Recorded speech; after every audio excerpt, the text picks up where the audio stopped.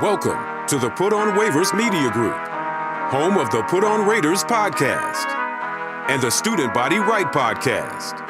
This is your place for the best breakdowns and the best insight for those who fight on and bleed silver and black. Now, here are your hosts, Dwayne Douglas and Ryan Holmes.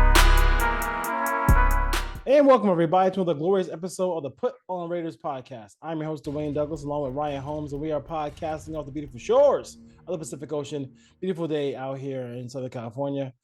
This heat is dispersing. It's getting more normal Southern California weather. I don't know about your neck of the woods, but I think it's supposed to like thunderstorms like Friday. Might actually get rain on Friday, and then it's supposed to break off a little bit. Yeah, Saturday it's getting pushed up from the hurricane that's coming up from Baja California down in Mexico. It's supposed to rain here all day Saturday, but it's finally starting to cool off. So hopefully we're in the mid to upper 70s by Monday, I think, next week. How many days have you seen it? Just when they say it's supposed to like rain all day, has it actually rained all day? I still have not had a day. Since I lived in Southern California, yeah. I've never had a day where it says they'll go on TV and say that, but I've never seen a day where it actually rained for the entire day. That's funny. It's at like 85% now, so it's definitely going to rain. Like if they would have said 30 or 40%, no chance. But we'll see. My softball game might get canceled. We need it though. Listen, we get rain. I'm not going to complain. I might run outside like it's like in Florida. RTPOW podcast is my Twitter handle, and RHOLM22 is Ryan's. Subscribe, like, dislike, 5-star reviews, all that stuff. Send that to a friend, man. Send it to a friend. It's a good podcast. You want to make sure you get that. And USC fans, thank you for also supporting the Student Body Right USC podcast. So the Raiders have a game on Sunday, 9/11. So I'm sure there'll be a lot of reminiscences of that tragedy during that time period. But now we're on the football. The Rams lost to the Bills in, I would love to say, dramatic fashion, but that game, I mean, like you, I think you said it best. How many times did they turn the ball over the Bills and still won? 4 times, and they won by 3 touchdowns. I mean, that's a difficult chore. But I think, the too high safety look, whatever that everybody wants to do now is just like, it's there. I get it. But now, like, these guys underneath, they have Crowder, who they can go to underneath. They got, they still got Diggs. I'm sure Diggs loved getting the ball deep on that busted coverage. On Ramsey, yeah. On Ramsey. So the Rams lose in big fashion there out in Los Angeles. Any quick thoughts about that one? Besides, Josh Allen is just incredible. I have some concerns with the Rams. The offensive line was bad. They couldn't run the ball. They don't have any speed threats. And other than Cooper Kupp, who are the weapons on offense right now? I mean, they miss Odell Beckham Jr. bad. Yeah, that is true.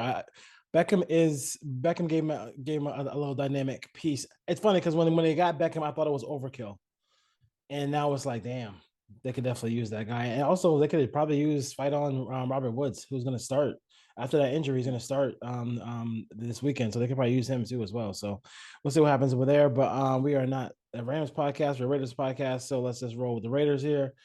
The Raiders offense now. Let's just start with their Josh McDaniels, Mick Lombardi, all that stuff, like all the guys from New England, Earhart, Perkins, all that stuff like that. I think we both made it through the whole book that kind of describes this offense. What is this offense when you kind of did your deep dive? What'd you come up with as far as some cool things that Raider fans can learn from? I think the biggest thing about this offense is it's a concept offense, whereas the West Coast offense, has set routes built in. This offense, the offense that McDaniels is bringing over, they can run the same plays from different formations. It's all based on how many people are wide, whether it's 2x1 or it's 2x2 or even 3x2. You can line up any receiver at 1, 2, or 3 to either side of the field, and they should know the concept because the concept doesn't change. So you're basically calling a concept for each side of the field for the receivers, and then the quarterback can go to anyone he wants. And maybe one time they run a play, let's say Devontae Adams lined up as the 3, the inside receiver on a 3 wide receiver side. They can call the same play and move him out to 2 or move him out to 1, which would be the closest to the sideline. So they can move these guys around and run the same play and give different looks.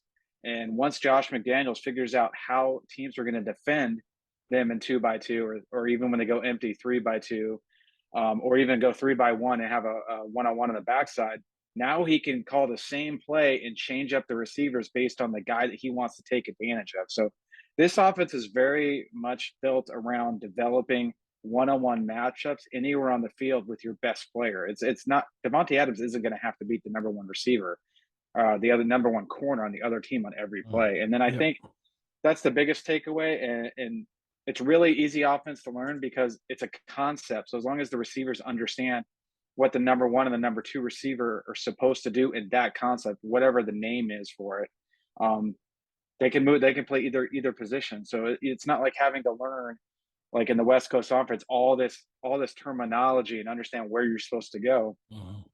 And then in the run game, they can vary it up. They can run a lot of stuff. And I think this team is going to run a lot of, pin and pull. They're going to try to get outside the toss plays, the crack toss, and then they can run power right at you. And then they will mix in some zone because Josh Jacobs is pretty good in zone. So they can do pretty much anything. And I'm excited to see how they're going to attack the Chargers because I think it's going to be a lot of what you saw from the Bills tonight, a lot of quick passing early, try to see how they're going to defend them, take the shots when they're there. And I'm excited because you have Waller, Renfro, and Adams, and you can put them anywhere you want in the field and run any route against, and you can get them all against linebackers if you want to, just based on how you're going to call the plays. Yeah, I watched the game back last year, the Patriots and the the Chargers, and I just felt like, and just in that game, like it was more like Matt Jones kind of held them back a little bit. Hunter Henry held them back a little bit. Like certain things, they didn't have the offensive firepower that the Raiders have right now. So I'm kind of hoping that those guys can do what, because the game was close, but the game, I mean, they could have kind of really taken over that game earlier if they actually had that kind of talent. I do like the one thing that, I remember last year, just going through the Gruden thing over and over and over again and talking about the guys running cardio.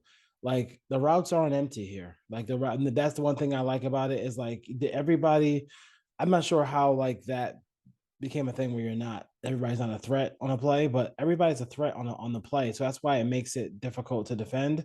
Doesn't mean they're going to score 40 points a game. It just means that, to me, when the Patriots used to play and John Max and Josh McDaniels calls these plays, whenever they needed a play, they got one. When they needed a critical first down, they got one. When they wanted to go hurry up and go score, they were able to do so. And I think that's where you talk about that concept stuff, where they're able to just move the football when the game is on the line. So, and I think it's a really cool. I think it's a really good thing that they're able to do that. I think Earnhardt Perkins is, a lot of it is what, like Musgrave is a kind of proponent of that as well. So like this is something where maybe Derek doesn't have to go, go full. I'm not sure what this offense is. He'll be able to dive right in. I saw an interview with Julian Edelman the other day, and he was on Rich Eisen's show, and he talked about how everything he's hearing from camp, from the Raiders, is that he's picking that up quickly and knows that offense really well. So we'll see what happens today. We'll see what happens on Sunday when they get going against that defense that's supposed to be a top-notch defense, supposed to be the best defense in football from everything I've read. I think the biggest thing to watch for early in the season is the communication, because a lot of these routes are based on the defensive look that you're getting. So we need to make sure the receivers, the tight ends, and Derek Carr are on the same page, because some of the routes in these concepts are based on where the middle of the field's open, middle field's closed. So when these safeties are rotating late post snap, everyone has to see the same thing. So we might see a little bit of miscommunication early in the season on that. But I still think this is a Brandon Staley defense. So there is star power there, but they're still going to have light boxes. So the Raiders still need to try to establish the run. And if they can establish the run and the safety has to come down, now's when you take your shots down the field with play action. The Chargers are going to play a lot of quarters coverage, a lot of cover 4, some cover 6, some quarter half, where they're going to have guys back. So the Raiders should be able to take advantage of the intermediate area, get some quick passes out, get it quickly to Devontae, get it quickly to Hunter Renfrow, where Derek Carr is not going to have to hold the ball for 3, 4, 5 seconds just to see what kind of defenses. They're not going to come out and play press man on the outside and force you to throw the ball down the field. They're going to have 2 deep safeties. The middle of the field is going to be open most of the time. So I expect Darren Waller, based on that coverage, to have a pretty big game. How much? When you mentioned that the Raiders, you want the Raiders should be run the football light box. How much of that would he be willing to take before he got out of it? Because it's not like last year where they've had, God bless Zay Jones, but Zay Jones he's not. The Raiders aren't rolling out for Zay Jones this year. They're not rolling out, Deshaun Jackson this year. You know what I'm saying? Running backwards in the KC game, like they are running out some heavy duty weapons. So is he just going to he's going to take his chances and just say, hey, Josh Jacobs beat me, Zaire White beat me, Amir Abdullah beat me? If I'm Brandon Staley, absolutely. I'm keeping my safeties back until the Raiders prove to me they can run the football. And I think Josh Jacobs and Josh McDaniels are going to try to establish the run. They have to early to try to get that safety down and then create some plays down the field. But I think it works both ways for the Raiders, because if they want to keep their safeties back, they're just going to take the underneath stuff. The key thing is going to be you got to stay ahead of the sticks. Down and distance will important. It has to be third and manageable. It can't be a holding penalty. You can't get a sack and make it 2nd and 18. The key is going to be, what do they do on first down? Are they going to run the ball? Can they get 4 or 5 yards and make it 2nd and 5, or is it going to be 2nd and 9? Because you're going to have to run the ball just to keep Khalil Mack and Joey Bosa just from teeing off on Derek Carr, because we can't do that. So I think the mind games are going to be good. And once McDaniels, I think the biggest thing from him is going to be, we're not going to talk about halftime adjustments. They might make adjustments in the middle of the first quarter, the middle of the second quarter. It's the in-game adjustments. So once they see how the Chargers want to defend certain personnel groupings in certain offensive sets, okay, if they want to play cover 3, then we're going to call up a play that can dice up cover 3. If they're going to play cover 4 or cover 6, I don't think the Chargers are going to play a lot of man coverage in this game. They're going to rely on those 2 ends to get up the field. They're not going to allow Devontae Adams to work one-on-one. They're not going to allow Hunter Renfrow to work one-on-one. They might run some bracket coverage. So if they start trying to bracket Hunter Renfrow, they're going to run Darren Waller right down the seam, because he will be on one-on-one at that point. So it's going to be very interesting. I think the first quarter is going to be kind of like boxers feeling each other out, just to see, okay, how are they going to defend us? And then you're going to see a lot. I would say probably about the middle of the second quarter, and then how they go after halftime. You're going to see what the real game plan is, because they're going to make adjustments, because the Chargers are going to do things the Raiders haven't seen on tape, and the Raiders are going to do stuff because this is a totally different personnel grouping. This isn't Mac Jones, who's a rookie quarterback who's never played with 2 tight ends that can't block like they had in Hunter Henry and Jonnu Smith and some questionable wide receivers. There's firepower on this offense. So Josh McDaniels might come out and try to take the lead early and throw the ball. So it's going to be really interesting to see what the game plan is. Yeah, I totally agree there. I did see him get interviewed by JT the Brick, Josh McDaniels. They're talking about like the best way to really move the football in the red zone is running the football. So you can kind of expect them to try to do that. If and when they get down there, as far as running the football, I think maybe running right at them might be the way to do it. And sometimes pass rushers don't like when you run the ball at them. Maybe if you have Simpson on one, you have Simpson and Miller on that left side. That's maybe they could run there. Who knows? Run behind Simpson, see what happens there. Looking for improvement from James to be able to hold those blocks in the middle, because sometimes he doesn't always do that. So we'll have to see what happens there as far as that goes. I did like when there are some plays in this playbook that it's just, when you go through an NFL playbook, it's like you have to be like almost like a scientist. It's kind of crazy, but I do like all the just like the concepts of like being able to just be able to go up be able to no huddle, also being able to kind of like same look but different, like a different look but the same play, those things are nice, but they also have the thing where they put people in like half motion, where like Motions, yeah. yeah, the motions where like people are just like so like there's a couple plays where Joey Bosa is like screaming, kind of jumping up and down because he's like not in a situation, he's not in the best situation as far as kind of rush the passer. And then it just leads to somebody just being in the flat wide open because they're chasing two guys who are going down the field running post routes. So there's a lot of crazy. I mean, there's a lot of stuff in here. So we'll see if the Raiders can take advantage of that as well.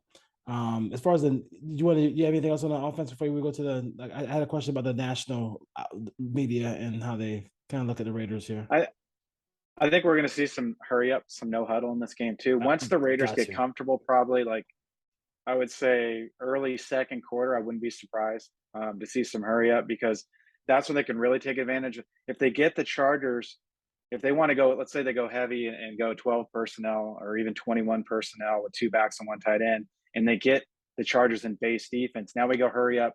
Now we go empty. And those big guys that are on the field aren't going to have time to get off the field. And now they got to cover. And then you stick the running backs as the number one on both sides, and you work the middle of the field with Waller, Renfro, and Adams, and now they're lined up on linebackers because there's only two corners, and based on the defense, if they're playing a lot of zone, they're going to be playing outside. And if the linebackers go outside, then they're playing man, and that changes everything. So I think once the Raiders figure out kind of how they're going to be defended, you're going to see the hurry up. Yeah, I think so too. And I've been screaming for that for years with Derek Carr at quarterback. I've been wanting to see that forever. The only thing I'm worried about a little bit is when you throw short, you do have you got to make sure those passing lanes are clean because like that can lead to a lot of tip passes, and we don't want. I mean, obviously, they could turn the ball over there on those on any tip passes that tipped up in the air. For a defense that's probably they're looking at this Charger defense is looking to become a lot better than they were last year. That's why they got J.C. Jackson. That's why they got Khalil Mack. So we'll see there. Jackson is out of a boot, and a smirking Brian Staley said that he might play this week. So we'll see if he plays. He's not playing. So yeah. So I mean, that's what he said he might play. So we'll see as far as that goes. Conditioning will be a huge problem if he plays. If he they better play zone then. He won't be matched up. He won't match a man to man on anybody. Since he hasn't been able to. I mean, if it was a hand injury, a little bit different. He could stay cardio wise, but not in this situation. You mentioned to me today. I think the other day too when we had Sam Gordon on about like I don't like. I guess they would have to just win a Super Bowl. I mean, once that happens, then you get the ultimate respect, and nobody can hate on you anymore. But like, and this is not a show that we have that does all this like Homer stuff that some Raider nations. But like if people just like ignore the fact that this Chargers had the better team. I mean, yeah, and they played a road game against the Texans, got kind of smoked in that game. They were on the verge of getting smoked against the Raiders, and they lost that game in overtime. What I mean, like that game was 29-14 though, like early fourth quarter. That game could have got out of hand. I mean, yeah, I mean, there were the Raiders were 100%. They were on the verge. If it wasn't for like our good friend Gus Bradley rushing 3 all the time, but if it wasn't for if the Raiders were like a play away from and all those fourth downs they completed, it's like 6 of them. Yeah, it was 29-14 with 7 minutes to go. So that was like they were on the verge of getting blown out 2 weeks in a row with their season on the line. How do they have that much? And I'm not saying that Herbert. I'm not going to be like Herbert stinks and like Herbert's a talented player. But how could I don't understand this unbridled faith? I can see the faith in the Bills, I can see the faith in the Bengals, but why what is this unbridled faith that everybody has in Los Angeles Chargers? I think they just look at the ascending young quarterback and then the star power on the next 4 or 5 guys on the roster, and every year the media is Chargers. And I was thinking this today. I was sitting around the house and I'm like, I'm just hearing about the Chargers offense and all these weapons. And I'm like, the Raiders have better weapons if you just break them down. Yes. Like If you take who would you rather have? Jacobs, Renfro, Waller, Adams, or would you rather have Mike Williams, Keenan Allen, Jared Cook, and Austin Eckler? I would take the Raiders Yeah. weapons.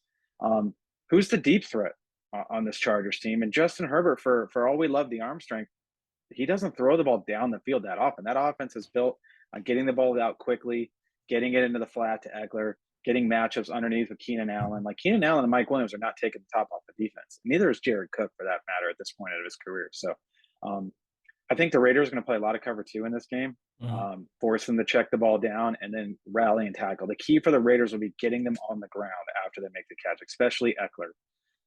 And when they want to play man, I think they match up pretty well. I think Rock Sin or Nate Hobbs can match up with those receivers. And then if Keenan Allen wants to work the middle of the field, I think the Raiders will be fine there if you move Nate Hobbs inside when Allen goes inside on third down. So I think the Raiders defensively match up pretty well with what the Chargers want to do. I think the linebackers can cover with Diablo and Jayon Brown, should be able to hold up against Cook and Eckler. It's all going to come down to tackling. And the pass rush is going to have to get close. They're going to have to get close to Herbert, and then you can't let him get the out of structure plays, get outside the pocket, because that's when he's going to want to throw the ball down the field. I don't think they have. Do they still have Cook? I think it's Joe Everett now. Oh, that would be news. Let's look it up real quick. Yeah, I think because I'm looking at the tight ends. I think I was looking up the team today, and I was I think they have Everett, Okay. Parham, and McKitty. Parham's not going to play either. He's hurt. And he's more. Let's so they have no blocking tight end on this team. They have Everett. Yeah, I guess McKitty's the blocking guy, and then Parham. Yeah, so they don't even have Jared Cook anymore. So yeah. And who's the slot receiver? I know Josh Palmer's a young guy. I mean, you got Palmer. That's the deep threat. Guyton.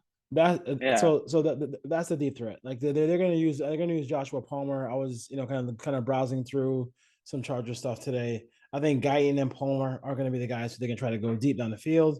So we'll see what happens there. We know how good they picked up Sony Michel. Isaiah Spiller is their rookie out of their fourth round pick. So we'll see what happens as far as he goes. This game just comes down to one thing. Whichever right side of the offensive line for either team plays the best wins the game.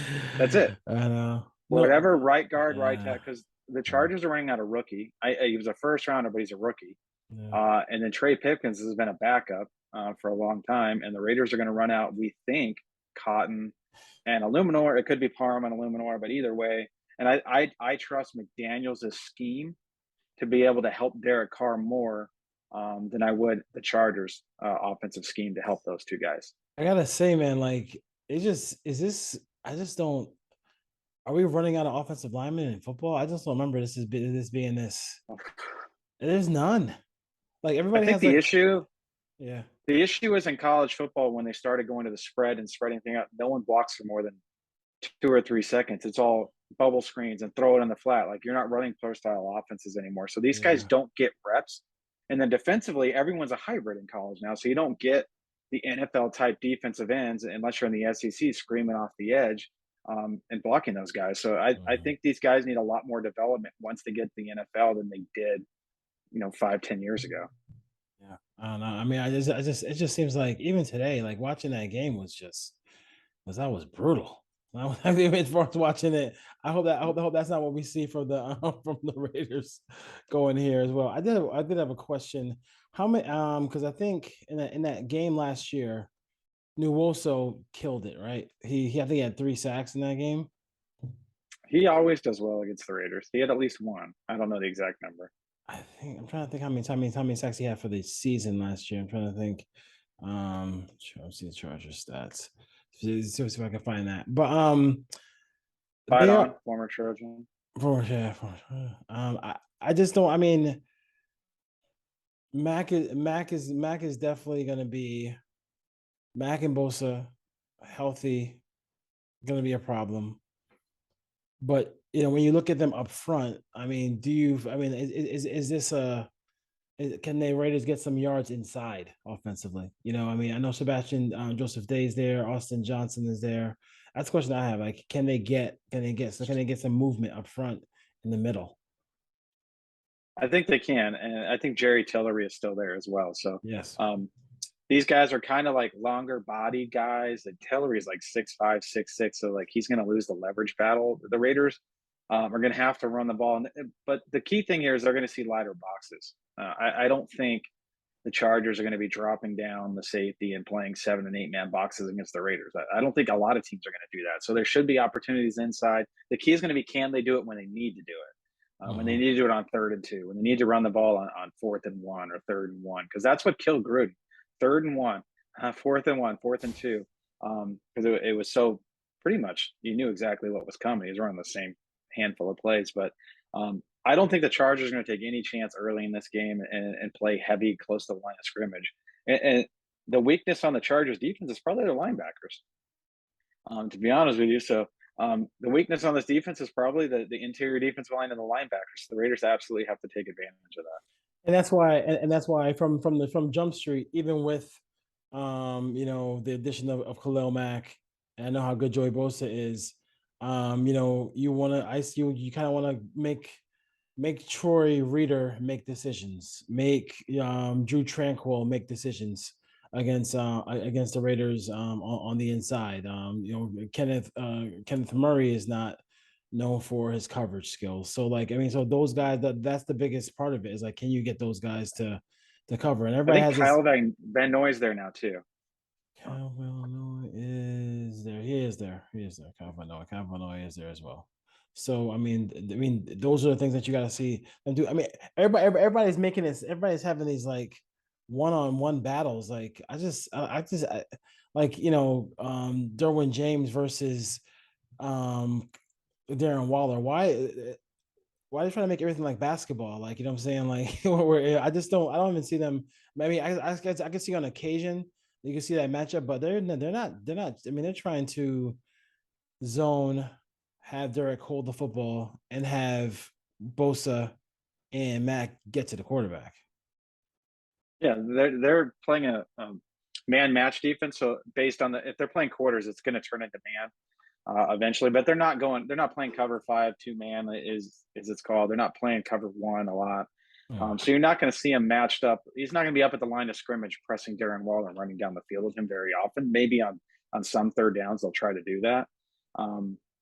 But I don't see them doing that. They're gonna play deep. They're gonna make the Raiders throw it underneath, which is actually a strength of Derek Carr and probably what you're gonna see the Raiders do. A lot of screens to slow down the pass rush. So I think the Raiders offensively, if the right side can just hold up, they're gonna give up a sack here or there, but as long as it's not a complete turnstile, they should be able to move the ball enough. The key is going to be they can't fall behind. Like, this game can't be 14-0. At the end of the first quarter, where the Raiders are going to have to just start throwing the ball down the field, because that's going to play into the defense. And I kind of think the Chargers defense. Remember the old defense the Colts had with Peyton Manning? It was literally we don't care about the run. We're bringing Robert Mathis off the edge. We're bringing Dwight Freeney off the edge. We're going to have corners. We're going to have safeties. If you want to run the ball, run it. So their defense is going to be really good in games where they can get out to a big lead. The key is going to be matching them score for score. Yeah, and keeping it close so the defense isn't the defense. So you don't have to become one dimensional in that game. On the flip side, Patrick Graham talked today. I missed that presser today. I wanted to get it, but I did get some of the notes where he's talking about Divine Diablo in kind of a glowing terms. I think I always pay attention who doesn't play and who doesn't play in preseason, and who does play at some times. And it just seems like this could be, I'm kind of thinking it's gonna be a big year for 2 really young Raiders here, Divine Diablo and Trayvon Merrick. Yeah, I caught part of it. I did see the part where he did talk about Diablo, and the big thing I got is, they were asked about his take on ability, like making that transition from safety to linebacker. How is he in the run game? And the key thing was he kept talking about want to. Like, you have to want to do that, and Devon Diablo has that ability to where he wants to get in there and mix it up. He's not afraid, and he's making the transition very well inside. And clearly the chess piece is being able to move him around, the versatility to blitz him, play man coverage, play zone, play him as an overhang defender, play him in the middle of the field. So they're going to move him all around. On defense, when the Raiders are on the field, you know where 98 and 55 are going to be, but focus on where is number 5 because you're not going to know down to down. No, he's not. He's talented, and I can't wait. I do like the linebacking core a lot. So we'll see what happens as far as that goes. The secondary is where secondary and D tackle are where we have our worries as far as that goes. But you know, I think that how many carries are they going to get? How many? This team is still. I mean, if they're getting gashed, if they're getting like 7-8 yards a pop, then obviously they'll probably keep giving it to Eckler. But this is not a heavy run team in the Chargers. No, and I think the Raiders will be able to stop the run here in this game. They got a ton of big bodies on the defensive line. They can rotate a man with Hankins and Billings, and you'll see Nichols in there. And then Farrell's going to get some snaps as the big rookie.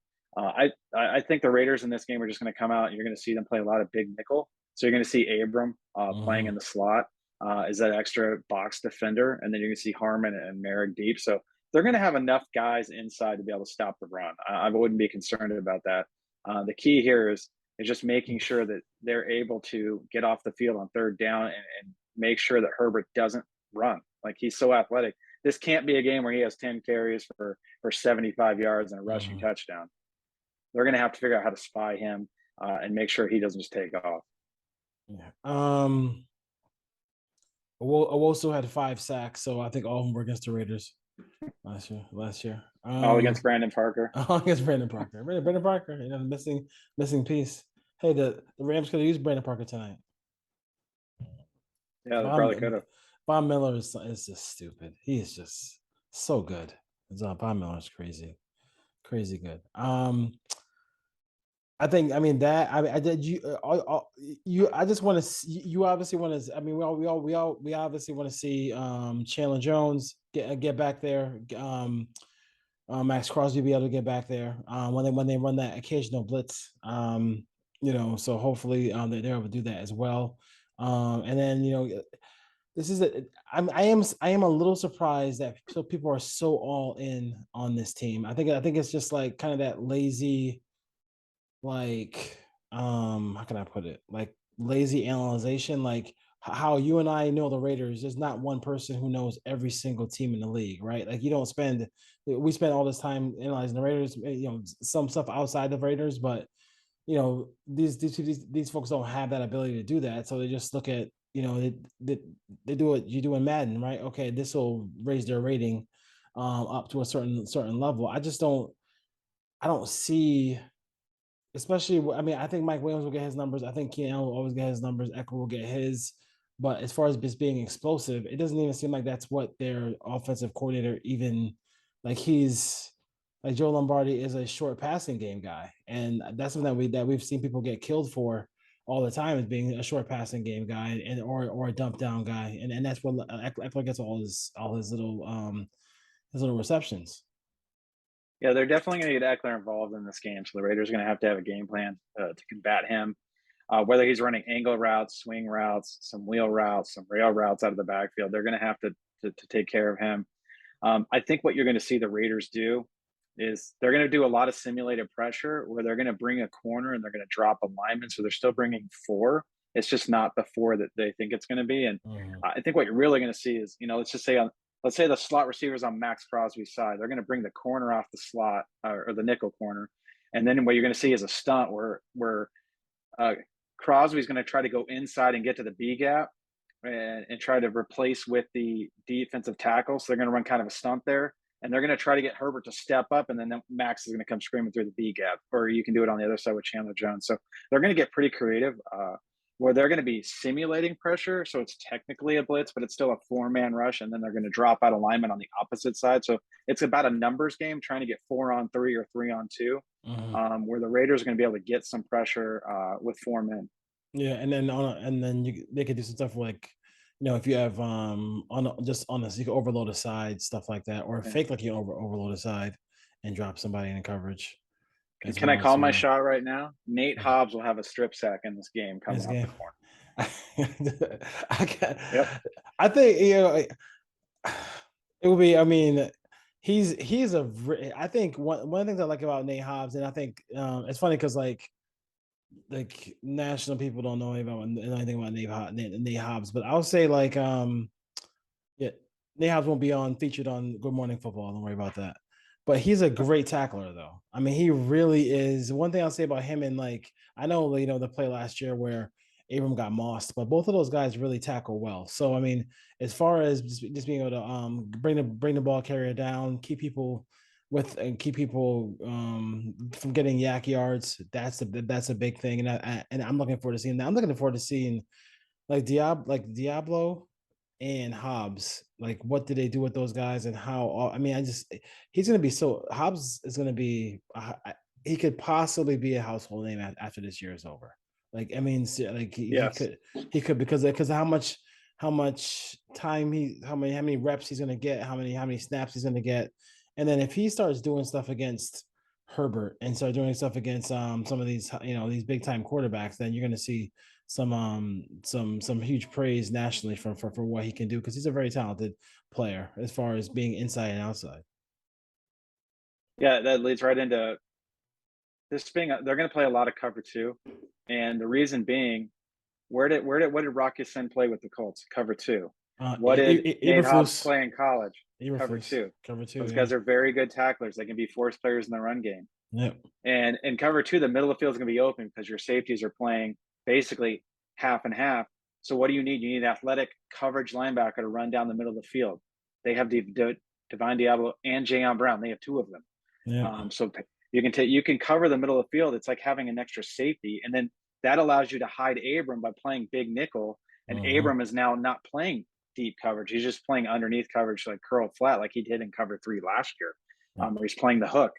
So you're going to see a lot of that, and then those guys are going to have to tackle. Now, if you're the guys you're dropping back into cover 2, those 5 underneath defenders, you're literally going to have Ya-Sin on one side. You're going to have Hobbs. You're going to have probably Abram, whichever linebacker. If it's early downs, you're going to have Perryman and probably Diablo. That's pretty good 5 guys to have as your fence to come up and make tackles. Definitely agree about that.